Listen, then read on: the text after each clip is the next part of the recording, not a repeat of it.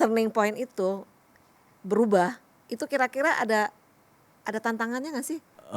Banyak, tantangannya banyak. Heeh. Yang pasti kita punya company istilahnya mengalami J-curve, turun. Mau menerapkan hal yang benar malah turun. Nah ini ada mystery guest yang sudah menunggu dari tadi. Dia pengen bertanya. Mau tanya nih Pak Riki. Tadi Pak Riki cerita di awal karyawan itu sudah jelas KPI-nya. Tapi dalam perjalanan ditambah nih pekerjaan lain yang tidak ada dalam KPI. Apa yang saya lakukan kalau saya sebagai karyawan? Oke, jadi kalau saya memandang sebagai saya juga sebagai profesional ya, karena kebetulan saya pernah kerja juga nih walaupun cuma 1,5 tahun ya. Jadi ketika waktu 1,5 tahun itu ya misalnya nih saya dapat tugas job desk, terus tiba-tiba saya dapat tugas tambahan. Misalnya kalau waktu dulu itu saya masih ingat saya orang coding, jadi saya programmer. Lalu saya dapat tugas tambahan, saya harus benerin server. Yang which is itu bukan kerjaan saya karena itu masuknya ke bagian support gitu. Nah, dalam hati saya cuma bisa berpikir dua hal. Saya mau ambil itu sebagai opportunity atau saya mau ambil itu sebagai beban. Kalau saya mau ambil itu sebagai beban, ya waktu saya kerjain karena kepaksa kan mau nggak mau. Kalau nggak dikerjain mungkin saya bisa berpikir wah kalau saya nggak kerjain saya bisa kena sanksi nih sama bos saya kan gitu kan. Nah, akhirnya kalau itu saya anggap sebagai beban. Jadi waktu saya ngerjain saya cuma setengah hati, terus juga ya hasilnya juga mungkin belum tentu juga gitu baik gitu. Nah tapi kalau saya lebih seneng ketika saya dapat hal tersebut, saya anggap itu sebagai opportunity. Opportunity apa? Opportunity supaya saya bisa belajar. Kalau saya sekolah, saya sudah belajar, lalu saya juga harus bayar gitu. Nah kalau ini udah saya belajar sesuatu yang baru, lalu saya juga dikasih bayaran, digaji pula kan. Ini kan sesuatu hal yang terbalik. Dan saya juga percaya sih, ketika atasan memberikan sebuah tambahan kerjaan, opportunity yang baru, pasti bos sudah melihat bahwa kamu mampu untuk melakukan itu. Karena nggak semua orang juga dikasih. Saya ingat waktu saya kerja itu yang soal server itu, kita di tim programmer itu ada 5 orang. Yang dikasih tanggung jawabnya waktu itu cuma saya dan teman saya cuma berdua. Yang lain itu tidak dikasih gitu. Terus saya mikir kenapa ya nggak dikasih ya? Oh mungkin karena punya pertimbangan sendiri nih si bos nih. Ya cuman saya bersyukur bahwa saya dikasih kesempatan itu dan akhirnya dari dasar itu juga akhirnya saya ngerti bagaimana cara saya solve kalau ada server gitu. Saya bawa pengetahuan itu ketika saya bikin usaha baru lah atau ketika saya terjun di bidang yang baru itu jadi nilai value buat saya sih begitu. Ya, saya pikir ini sesuatu yang pelajaran sangat berharga nih ya bahwa jangan melihat pekerjaan tambahan itu sebagai beban. Memang harus dilihat sebagai kesempatan. Itu pun saya lakukan yang sama nih Riki gitu. Jadi memang kalau ada atasan minta kita melakukan pekerjaan di luar daripada KPI itu, satu adalah memang tadi bahwa dia percaya kita tuh mampu. Ya, dan bisa juga kita lagi diuji sama atasan tersebut. Ya, istilahnya kita faithful nggak nih ya dalam pekerjaan gitu, maksudnya diminta lakukan. Menurut saya selama pekerjaan yang diminta itu ada pekerjaan yang baik, kenapa enggak gitu. Ya, kemudian kalau memang pekerjaan yang diberikan itu adalah pekerjaan tambahan tapi Anda juga lagi kebetulan punya beban deadline misalnya.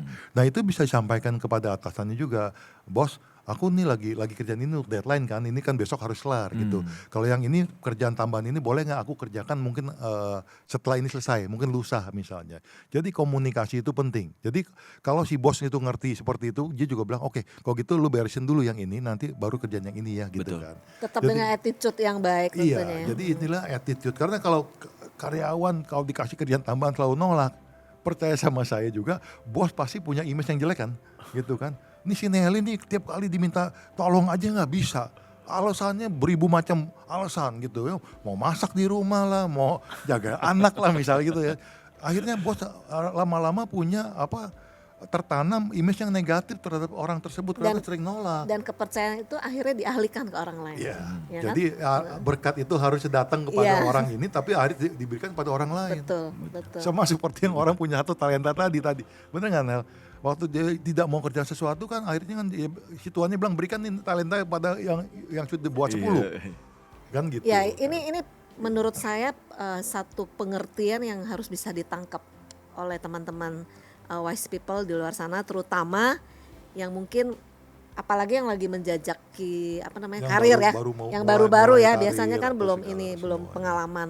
Jadi kalau ada kerjaan tambahan, anggap itu sebagai opportunity untuk Anda menaikkan value Anda. Betul. Ya, Luar biasa. Ada lagi pertanyaan Misteri Guest? Satu lagi ya buat Pak Riki. Saya kan sebagai atasan Pak. Tadi kata Bapak kan ada outing dan kerjaan yang padat. Outing itu kan membutuhkan uang yang banyak. Apa hubungannya outing dan nggak outing kan tetap harus kerja? Oh, oke. Kalau kebetulan saya kan di dunia teknologi lah ya, banyaknya di IT. Beberapa outing itu sangat berpengaruh sebetulnya supaya bisa teman-teman tim di tempat kami itu bisa refresh sebetulnya. Jadi itu yang pertama sih kalau saya lihat. Lalu yang kedua, saya juga bisa melihat bagaimana dia bisa hidup sebetulnya. Pola hidupnya dia sehari-hari seperti apa. Karena kalau di kantor kan sudah pasti datang ke kantor, udah gitu langsung kerja gitu di depan komputer langsung gitu kan. Nah, tapi kalau ketika outing kan kita berinteraksi satu dengan yang lain. Kadang bahkan beberapa saya izinkan juga untuk keluarganya juga boleh diajak. Nah, dari situ saya bisa lihat bagaimana dia men-treat keluarganya, istrinya atau anaknya bahkan gitu.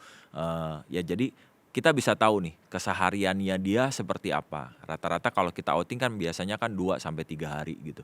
Jadi kita bisa lihat. Nah, itu salah satu keuntungan lah yang saya dapat. Nah, fungsinya ketika kita tahu dia seperti apa, bagaimana dia men-treat, saya juga jadi tahu orang ini punya karakter seperti apa.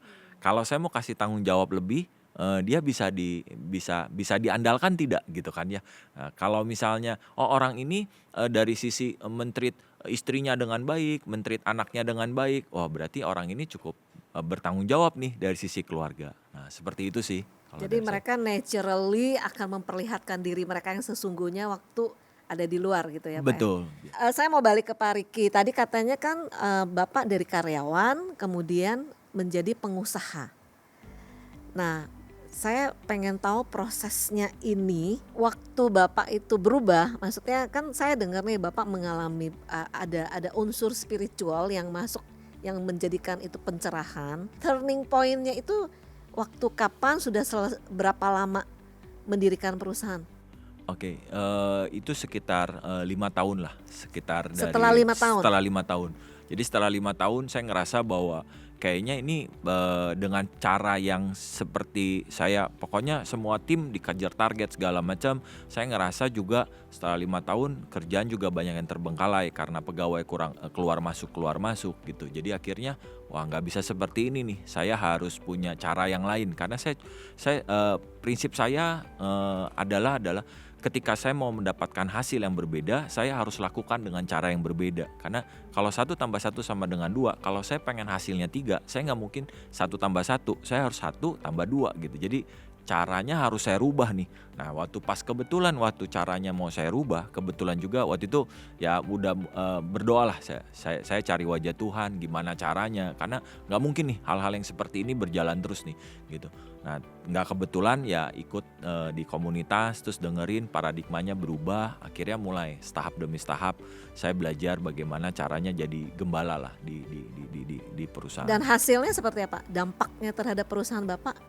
Dampaknya cukup saat ini sih cukup bagi saya sih sudah cukup lah Signifikan ya? signifikan. Tapi Dalam- paling enggak bicara orang keluar masuk setelah berubah itu ada perubahan nggak, bahwa orang lebih stay di company, jadi nggak keluar masuk itu ada dampak seperti itu nggak? Ada. Kalau dulu mungkin banyak yang cuma 6 bulan udah gitu keluar gitu. Kalau saat ini ya bisa rata-rata, kalau di average rata-rata 3 tahun lah, 3 tahun sampai 3 tahun setengah. Jadi Oke. tentunya berimpact juga terhadap revenue ya Pak ya? Betul.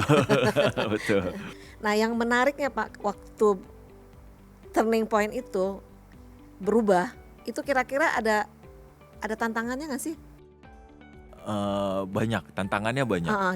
Yang pasti kita punya company istilahnya mengalami J-curve, turun. Kenapa? Karena kebiasaan kita kan merubah kebiasaan orang. Yang tadinya orang dikejar target, saya sekarang udah mulai ada toleransi nih. Nah, itu kan nggak terima ke semua orang ya. Maksudnya ada orang yang merasa bahwa Ada orang justru aji mumpung. iya Wah, betul. waktu gua nggak, Sekarang wah, tidak ada target. Iya, tidak ada target. haleluya, puji Tuhan, Iya. haleluya gitu. Oke. Nah, begitu nggak ada target, ya Kerjanya lebih iya. kacau lagi. Bahkan kadang-kadang karena nggak ada target, masuk ya harusnya jam 8, bisa datang jam 10 gitu di kantor. Jam 5 udah pulang. Karena dulu tuh kita nggak pakai sistem harus masuk jam 8 gitu. Karena kan IT banyak company IT. kebanyakan sih memang Iya. fleksi. Terus gimana Pak? Maksudnya turun, mau menerapkan hal yang benar malah turun. Omsetnya turun, karyawannya jadi aji mumpung. Terus bagaimana caranya? Ya, akhirnya perlahan kita kumpulin kan. Setiap 1 minggu sekali kita ngobrol. Saya kasih tahu kita punya perusahaan, visinya mau seperti apa yang mau kita capai dalam tahun ini, dalam 6 bulan, apa yang mau kita capai. Lalu mulai dibuatkan KPI untuk masing-masing orang supaya orang-orang bisa dinilai secara kompetensinya juga. Jadi seperti Coach Yangki yang kemarin yang tadi bilang bahwa masing-masing orang dinilai gitu, harus kompetensinya harus baik gitu. Nah jadi juga jangan sampai jadi aji mumpung nih.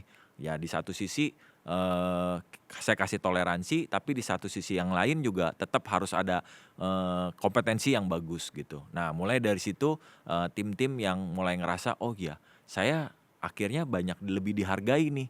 Karena saya punya kemampuan yang lebih, ada performance, ketika saya mencapai satu titik saya mendapatkan poin, kalau saya mendapatkan poin maka saya dapat bonus nih. Nah tapi di sisi lain, oh saya nggak bisa kejar nih, apa yang saya harus lakukan? Mereka baru cerita, Pak kayaknya saya butuh seminar ini, ya kita jalanin sama-sama.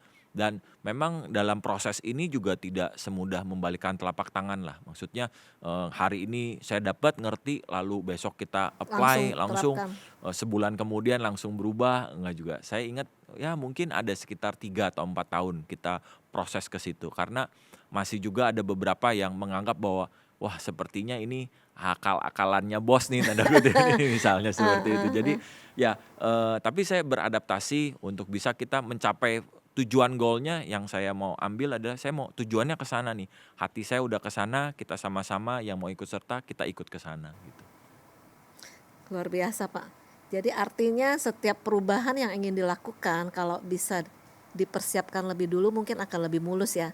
Tidak akan terjadi. Dan juga dikomunikasikan perubahan tersebut. Iya, kan. iya. Karena kalau perubahan itu kalau tidak dimengerti dengan baik gitu ya, agak susah juga kita lakukan itu di perusahaan.